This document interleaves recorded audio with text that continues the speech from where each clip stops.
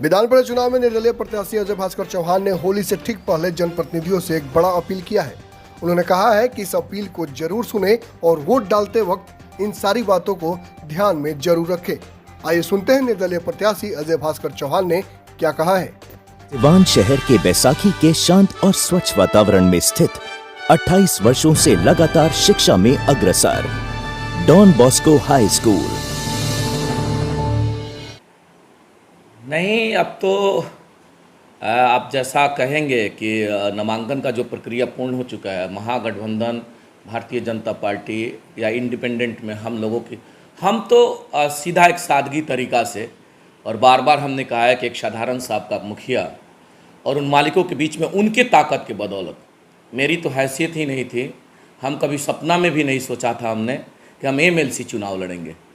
चूँकि हम बार बार कहते आए हैं कि जैसे एमएलसी चुनाव की बात आती है, त्रिस्तरीय एमएलसी, सभी एमएलसी में एक त्रिस्तरीय एमएलसी का ऐसा व्यवस्था है कि जैसे इसकी बारी आती है तो गुणागणित का जो मेथड है, सीधा सीधा दिखता है कि भाई जो पैसा वाले लोग हैं, जिनके पास ताकत है, शोहरत है, जिसके पास 5 करोड़ खर्च करने की क्षमता है, वही आदमी एमएलसी लड़ता है। तो हम लोग तो कभी सपना भी हमने नहीं सोचा था कि हम एमएलसी लड़ेंगे, लेकिन सभी त्रिस्तरीय सम्मानित जनप्रतिनिधि, उसमें विशेष करके सम्मानित मुखियागण के द्वारा जो आदेश मिला, उन लोगों के द्वारा यह आदेश मिला कि जब वोट हमारी है तो नेता हम ही लोग के बीच का होना चाहिए, तब जा कर के हमारी आवाज़ उठाएगा। उसी के ताकत के बदौलत मेरे जैसा व्यक्ति एक एक कदम इस कड़ी में, इस लड़ाई में एक एक कदम हम चलने का प्रयास करें। लोगों का प्यार भी मिल रहा है।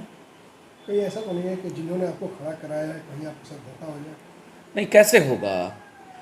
रहा बात धोखा की, तो आप एक बात बताएं, मैं तो ये कहना चाहता हूं कि जो भी हमारे सभी लोग जिस गुणागणित पे चल रहे हैं, उन लोगों का गुणागणित है, हमारे सम्मानित जो प्रतिनिधि हैं उन सभी साथियों का गुणागणित है कि हम 4600 वोटर हैं, 4000 मालिकों तक अपना इन्वेलप अगर हम पहुंचा देते हैं तो हमको 2000 वोट मिल जाएगा। ये विश्वास पर वो लोग भी जी रहा है।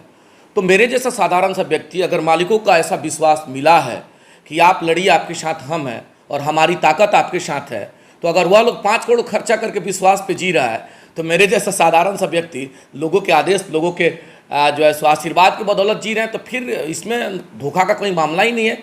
और धोखा का मामला इसलिए नहीं है कि लोग समझ रहा है, जो भी त्रिस्तरीय सम्मानित जनप्रतिनिधि हैं बड़े भाई, बड़ी फिल्टर्ड लोग हैं, छने हुए लोग हैं, मास लेवल का वोट नहीं है जो एक साउंड में मूव कर गया और गिरते जाएगा। ये फिल्टर्ड लोग हैं और सब चीज़ों को बड़ी पैनी नज़र से देख रहे हैं कि कौन व्यक्ति मेरा होगा और किस कदर हमारी समस्याओं को, हमारी बातों को, और कौन मेरा मान सम्मान और कौन मेरा आवाज़ उठाएगा। 3 सारी चीज़ों को लोग देख रहे हैं। लेकिन चौहान जी, 4 नॉमिनेशन है, कई नॉमिनेशन है, 3 नॉमिनेशन काफ़ी चर्चा में रहा, रईस शाह का, मनोज सिंह का, विनोद जायसवाल का। आपने काफ़ी सादगी के साथ अपना नॉमिनेशन किया, लेकिन भीड़ जो थी वो क्या संदेश देती है? अब आप बताएं कि हम उसमें कहीं फिट बैठ रहे हैं, उस काफिला में, उस रैली में, उस ताकत में। हमने तो पहले ही कहा कि वो मेरे पास वो ताकत नहीं है। हम तो बार बार कह रहे हैं कि मेरे पास वो ताकत नहीं है कि हम बहुत बड़ा रैली, बहुत बड़ा भीड़।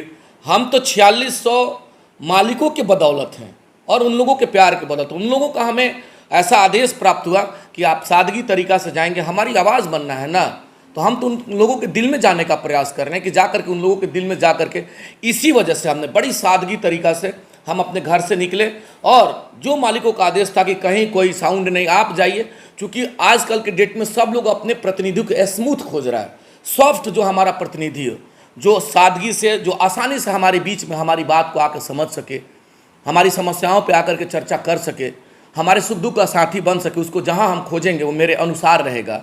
उसी कड़ी में यह साधारण सा भाई, उन लोगों के आदेश पे हम यहाँ से निकले हैं। हम लोग जो सिस्टम होता है, 3 व्यक्ति का आदेश था, आदरणीय जिलाधिकारी का महोदय, 3 व्यक्ति हमने प्रवेश किया, जाकर के हमने नॉमिनेशन किया। नॉमिनेशन करने के बाद फिर मालिकों में हम जाकर के आग्रह, अनुनय, विनय, विनती करने का हम कार्य कर रहे हैं। यही तरीका था मेरा अपना। बाकी वो लोग सभी ताकतवर लोग हैं, प्रभावशाली लोग हैं, दल के लोग उनके साथ, महागठबंधन में 5-5 सम्मानित विधायक लोगों का समर्थन है, रूलिंग पार्टी के जो हमारे एनडीए के प्रत्याशी बड़े भैया हैं, उनके साथ तमाम मंत्री और तमाम लोगों का ताकत है। और मेरे पास तो वह सब कुछ नहीं है। मेरे पास तो सीधा और सीधा उन मालिकों का ताकत है जिनके आदेश पर या साधारण सा भाई उनके बीच में जाकर के उनकी लड़ाई और उनकी आवाज़ बनने का हम काम कर रहे हैं। उसी कड़ी में हम सादगी के रूप में, और हम सादगी तरीका से जा भी रहे हैं। आप जहाँ भी देखेंगे क्षेत्र में भी कहीं कोई नई एक्टिविटी नहीं, जाते हैं अपने भाइयों से मिलते हैं, एकदम साधारण सा 5 आदमी हम लोग जाते हैं, अपनी बात को रखते हैं।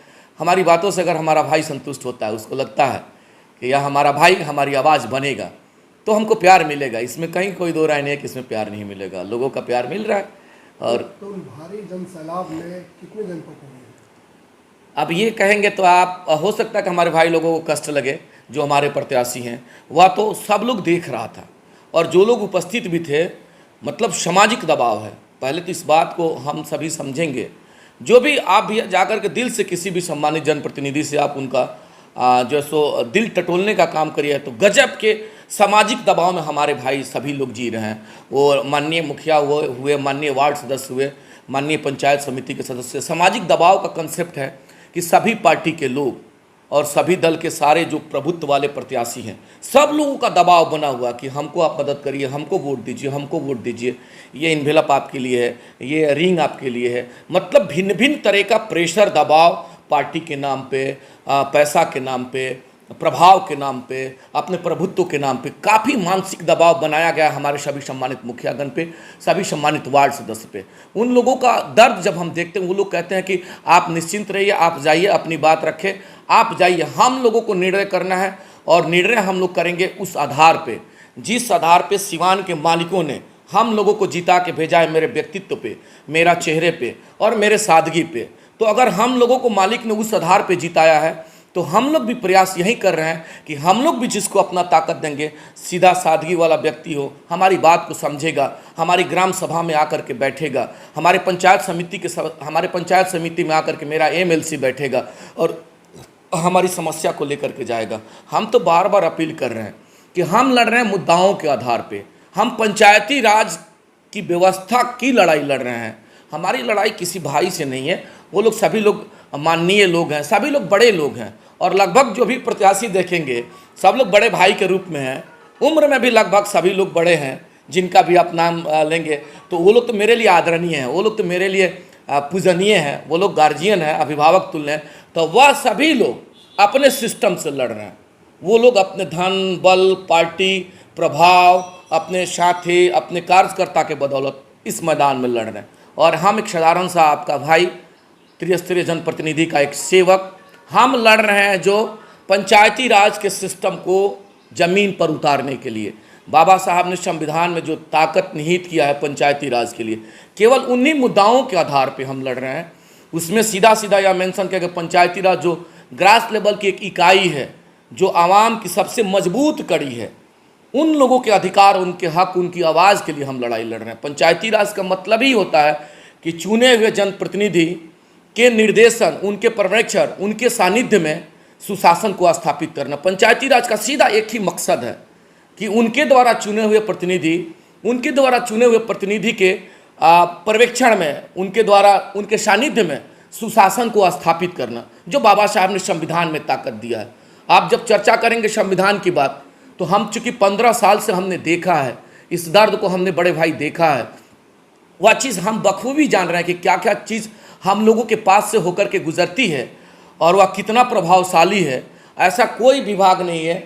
मनरेगा पर चर्चा करेंगे तो उसके भी दर्द के बारे में हमको जानकारी है कि 60-40 का क्या मामला आ जाता है, और 40% हमारे लोग जब काम करवा लेते हैं तो पैसा क्यों नहीं मिलता है और किस हालात में मिलता है। आप बाल विकास की जब चर्चा करेंगे तो बाल विकास से भी सारी जो भी योजनाएं संचालित है ग्राम पंचायत स्तर पे, पंचायत से ही होकर के गुजरना है। श्रम संसाधन की बात करेंगे तो जो भी मजदूर का जो व्यवस्थाएं हैं पंचायत लेवल पे, इसी से होकर गुजरना है। जब एजुकेशन की बात करेंगे आप, तो पंचायत लेवल की जो भी शिक्षा की व्यवस्था है, इसी पंचायत की व्यवस्थाओं से होकर के गुजरना है। समाज कल्याण की जब बात करेंगे, कबीर अंत्योष्टि की जब बात करेंगे, पेंशन की बात करेंगे, जब विकलांग की जब बात करेंगे, तो सारी जो भी योजनाएं मेंशन है, ये सब चीज़ पंचायत के ही सिस्टम से होके गुजरा हुआ है।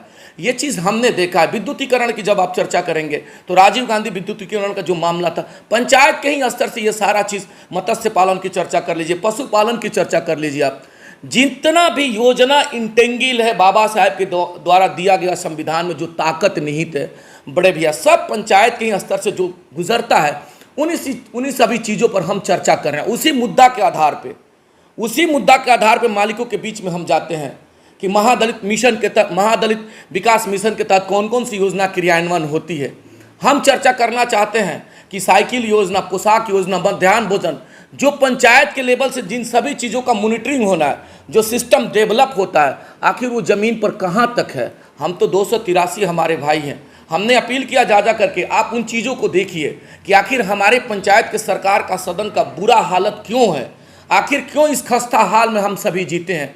और ये हाल केवल यहाँ तक नहीं है, जब ये हाल की चर्चा आप प्रखंड के भी प्रमुख के सदन में जाएंगे तो वहाँ भी वही हालत है। हमारे प्रमुख लोग भी अपने आप को उतना मजबूती से अपनी आवाज़, अपनी बातों को नहीं रख पाते हैं, उनकी समस्याओं का क्रियान्वयन नहीं होता है, जिसका सीधा सीधा कहीं ना कहीं प्रशासन और इनकी आवाज़ विधान परिषद तक नहीं पहुंच पाता है।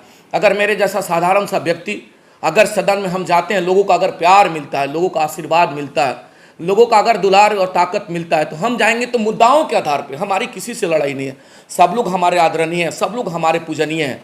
तो सब लोग अपने तरीका से मैदान में, हम भी अपने तरीका से अपने भाई के बल पर, इकलौता हम ऐसे भाई हैं। 283 में अकेले जा रहे हैं, ताकत भी बहुत नहीं है, बहुत भी ऐसा नहीं है कि मेरे पास ताकत है, लेकिन हम दिन 10 भाइयों के पास जा रहे हैं। और सबसे बड़ी बात है कि आपका जो माध्यम है, सोशल मीडिया का जो माध्यम है, तमाम सभी हमारे वार्ड सदस्यगण, जब ये आवाज़ उनके कानों तक जा रही है तो सभी लोग ये खोज रहा है कि कौन है भाई अजय चौहान। अजय चौहान को लोग बुला रहे हैं, अपना प्यार दे रहे हैं, और प्यार इसलिए दे रहे हैं कि उनकी आवाज़ बनकर के हम सदन में जाएंगे। और बहुत सारा इशूज़ है मेरे दिल में, जो इशूज़ बसा हुआ है, जो समस्याएं हमने नज़दीक से, हमने जो समस्या को हमने देखा है, उस समस्याओं पे हम चर्चा करके और विधान परिषद में जाएंगे। हमारी बहुत मजबूती के साथ लड़ाई है। देखिएगा, छोटा सा गुजारिश करना चाहते हैं कि ये जो धन बल का भी हालात है, केवल और केवल संविधान में अगर व्यवस्थाएं ऐसा बन जाए, जिस प्रकार स्नातक एमएलसी में जो व्यक्ति लड़ता है, स्नातक होना जरूरी है, साथ ही साथ उसमें वोटर होना जरूरी है।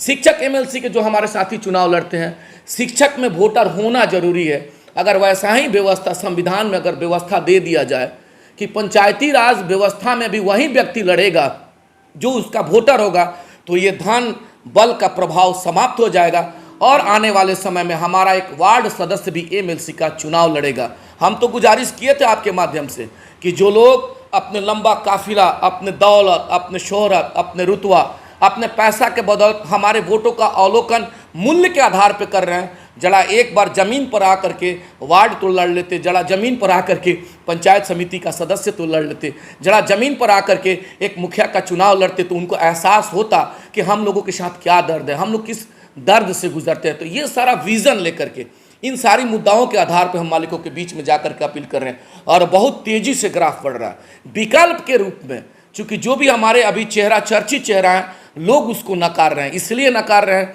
कि ये लोग अभी केवल हैं, और जैसे 4 तारीख बीतेगा ये सुख दुख से गायब हो जाते हैं। हमने देखा भी है, हम तो 15 साल में देखे हैं कि पंचायत समिति के सदन में कोई भी माननीय व्यक्ति, वह चाहे एमएलसी महोदय हो या एमपी महोदय हो या विधायक महोदय, कोई भी एक व्यक्ति हमने नहीं देखा है कि मैरवा के प्रमुख जी के हाउस में वह लोग आएँ और हम लोगों के समस्याओं को लेकर के बिहार विधान परिषद में सवाल करें। हमने कभी नहीं देखा है।